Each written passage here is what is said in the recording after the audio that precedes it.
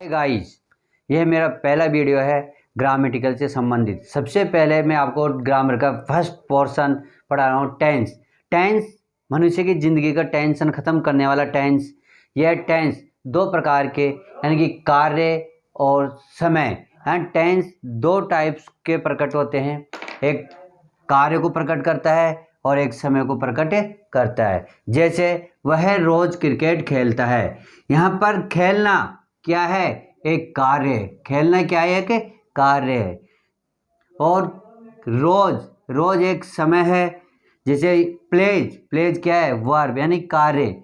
और डेली यानी समय, ये समय को प्रकट करता है। जिसे हम कह सकते हैं कि verb from that denotes the time of an action, अर्थात किसी कार्य के समय अवस्था को व्यक्त करता है। अब टेंस क्या है? एक समय है जो कि 3 भागों में विभाजित किया गया है: प्रेजेंट, पास्ट और फ्यूचर। प्रेजेंट वर्तमान काल को कहते हैं, पास्ट भूतकाल को और फ्यूचर भविष्य काल को कहा जाता है। अर्थात हम ये कह सकते हैं स्टेट ऑफ द एक्शन के आधार पर इनको 4 भागों में विभाजित किया गया है। हाँ, हम अब उससे आगे पढ़ रहे हैं। जैसे कि अब समय को 4 भागों में किस प्रकार से बांटा गया है। जैसे मैं पुस्तक लिखता हूँ।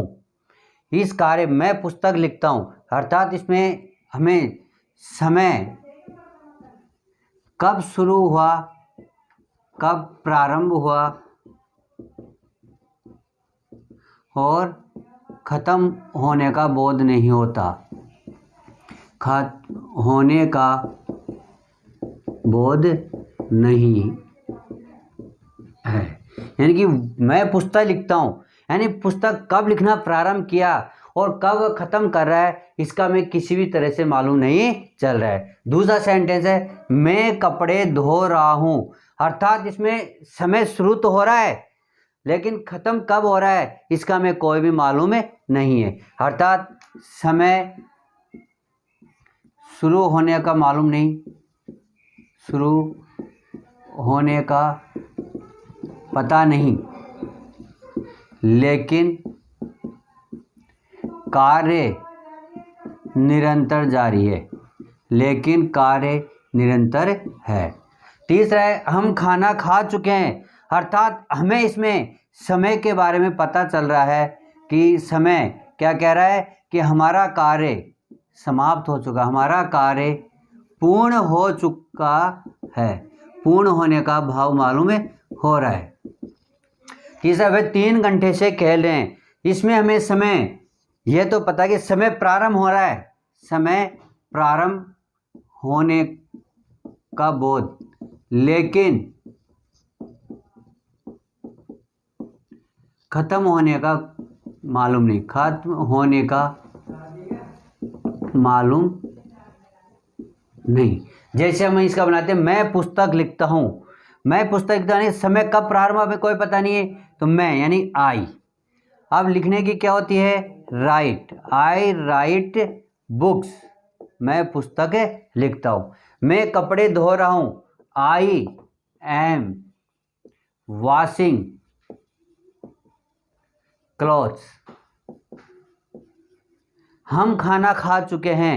We have eaten food. वे 3 घंटे से खेल रहे हैं। वे यानी समय प्रारंभ होने का दिया गया कि कब से खेल रहे हैं? 3 घंटे से।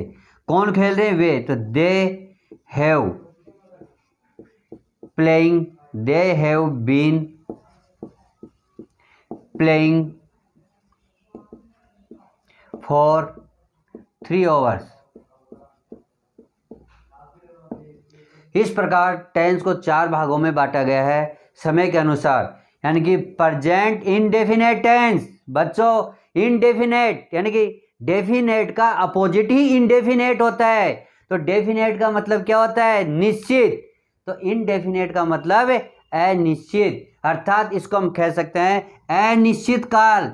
अर्थात अनिश्चित कैसे? जैसे कि मैंने आपको एग्जाम्पल में बताया कि आई राइट बुक्स, आई राइट बुक्स। अर्थात हमें समय प्रारंभ कब हुआ और कब खत्म हो रहा है इससे हमें कुछ भी मालूम नहीं चल रहा, इसलिए हम इसको कह सकते हैं अनिश्चित काल, अर्थात सामान्यतः काल भी इसको कहा जाता है, अर्थात इसको हम प्रेजेंट सिंपल टेंस भी कह सकते हैं। नेक्स्ट आता है प्रेजेंट कॉन्टिन्यूअस, अर्थात निरंतर और अपूर्ण काल, अर्थात इसमें क्रिया जारी है लेकिन कब से जारी हुई और कब खत्म होगी इसका हमें पता ही नहीं चल रहा। अब आता है परफेक्ट यानी कि पूर्ण काल, अर्थात इसमें क्रिया पूर्ण हो रही है, हम जो भी कार्य कर रहे हैं वह पूर्ण हो रहा है, जैसे कि हम खाना खा चुके हैं, वी हैव ईटन फूड, हम खाना, यानी कि इसमें खाना खाने का काम क्या हो चुका है, पूरी तरह पूर्ण हो चुका है। नेक्स्ट आता है प्रेजेंट परफेक्ट कंटिन्यूअस टेंस, अर्थात पूर्ण और निरंतर, इसमें हमें क्रिया से मालूम चल रहा है इसमें कार्य क्या है, कार्य क्या हो रहा है कि वे 3 घंटे से खेले, यानी खेलना क्या है इसका कार्य, खेलना क्या है इसका कार्य, लेकिन समय क्या है उसका 3 घंटे से, तो हमें क्या मालूम चला है कि हमारा कार्य कब से शुरू हुआ लेकिन कब खत्म हो रहा है इसका हमें कोई भी मालूम नहीं चल रहा है। इसलिए बच्चों यदि आपको मेरा वीडियो पसंद आ रहा है तो आप कमेंट्स बॉक्स में कमेंट जरूर करें, आप स्क्रीनशॉट ले सकते हो। हाँ, हम पढ़ रहे हैं प्रेजेंट इंडेफिनिट टेंस।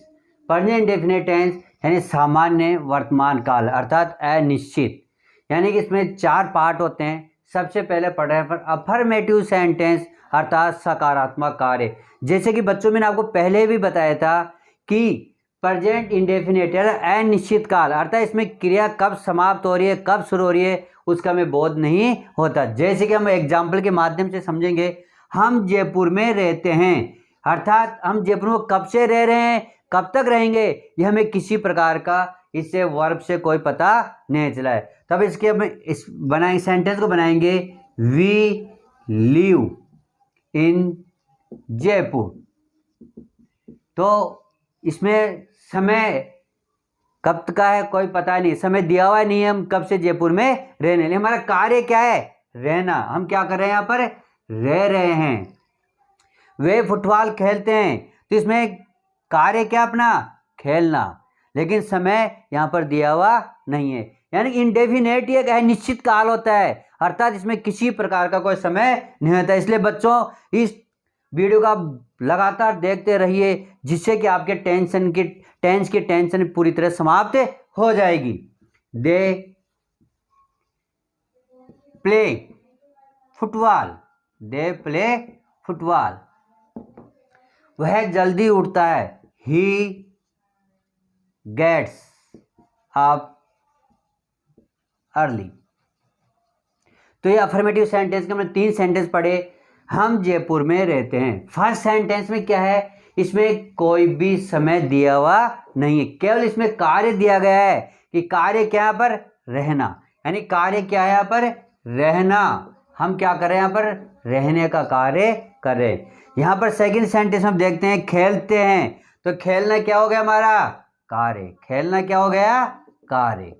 नेक्स्ट वह जल्दी उठता है, तो यहाँ पर कार्य क्या है उठना, कार्य क्या है उठना, तो यहाँ पर कार्य हो गया उठना, लेकिन समय क्या हो गया यहाँ पर समय क्या है जल्दी, लेकिन यहाँ पर लिखा जल्दी उठते हैं, फिक्स नहीं है समय कि हम कब उठते हैं, सिर्फ ये दिया हुआ कि हम जल्दी उठते हैं, इसलिए हम इसको क्या कहते हैं प्रेजेंट इंडेफिनिट का अफर्मेटिव सेंटेंस। अब हम आगे पढ़ेंगे नेगेटिव सेंटेंस अर्थात नकारात्मक वाक्य।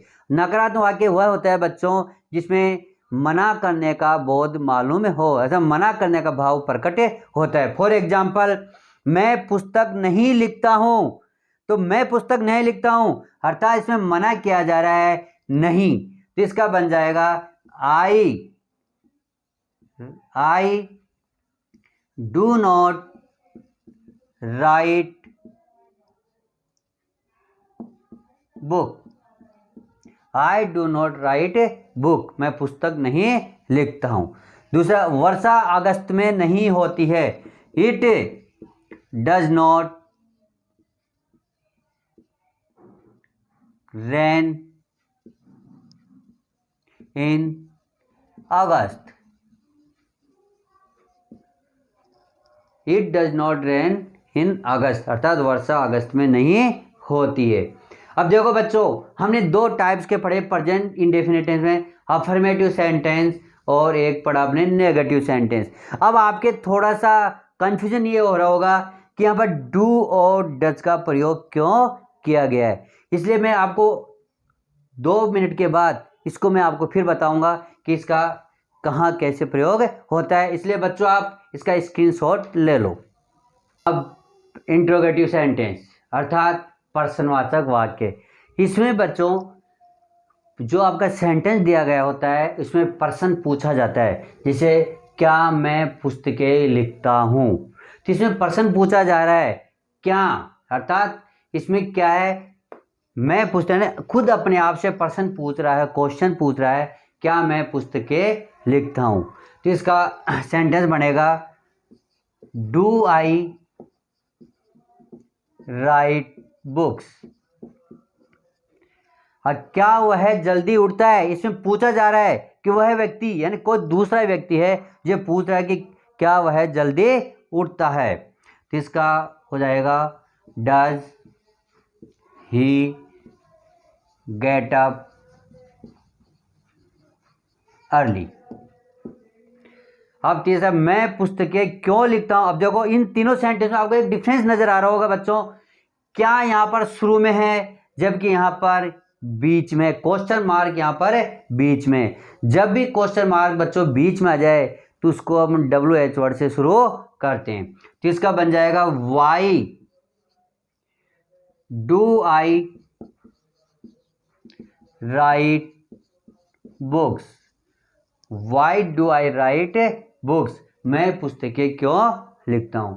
यह आपका था इंट्रोगेटिव सेंटेंस। नेक्स्ट है इंट्रोगेटिव नेगेटिव सेंटेंस अर्थात प्रश्नवाचक नकारात्मक। इसमें बच्चों आपसे सेंटेंस में प्रश्न भी पूछा जाएगा और मना भी किया जाएगा। क्या मैं पुस्तकें नहीं लिखता हूं, क्या मैं पुस्तकें नहीं लिखता हूं, इसमें क्या और नहीं यानी कि क्वेश्चन भी पुटअप किया जा रहा है और प्रश्न भी पूछा जा रहा है। तो इसमें do I not write books, कि do I not write books यानी कि डू यानी मैं मतलब आई क्या होता है बच्चों, प्लूरल होता है, इसलिए डू का प्रयोग हमने यहाँ पर कर दिया। नॉट यानी नेगेटिव वाक्य है, राइट यानी कि लिखने की जो वर्ड होता है राइट होता है, और पुस्तकों का हम बुक से लिख देते हैं।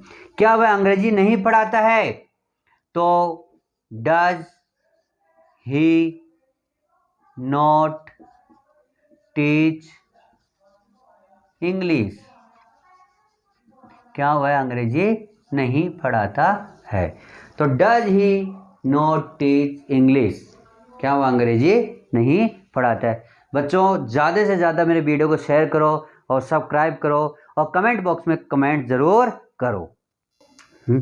हाँ बच्चों हम आगे पढ़ रहे हैं प्रेजेंट डेफिनेट में, जो कि बहुत कम लोग इस बात को बताते हैं। इम्पोर्टेंट पॉइंट्स जो प्रेजेंट डेफिनेट के एक मेन जो मुख्य जो पहचान होती है इससे यानी रेगुलर एक्शन। रेगुलर एक्शन मतलब होता है नियमित कार्य, अर्थात इसमें नियमित कार्य होते हैं, नियमित कार्य।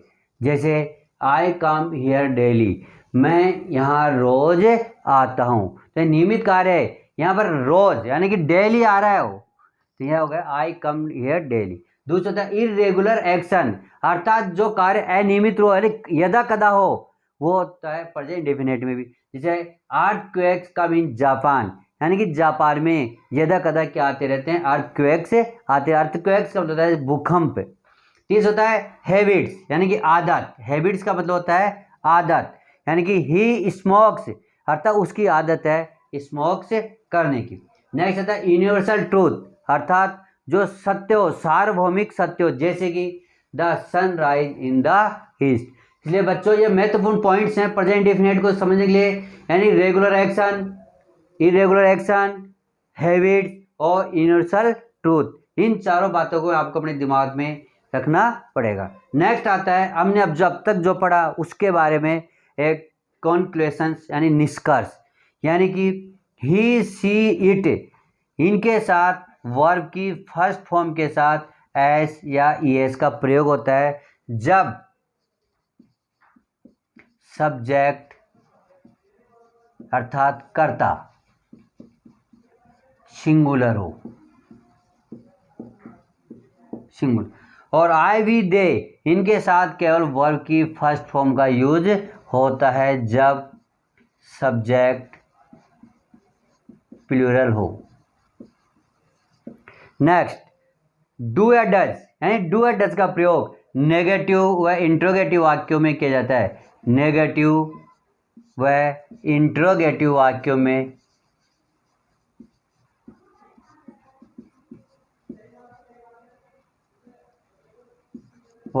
में होता है।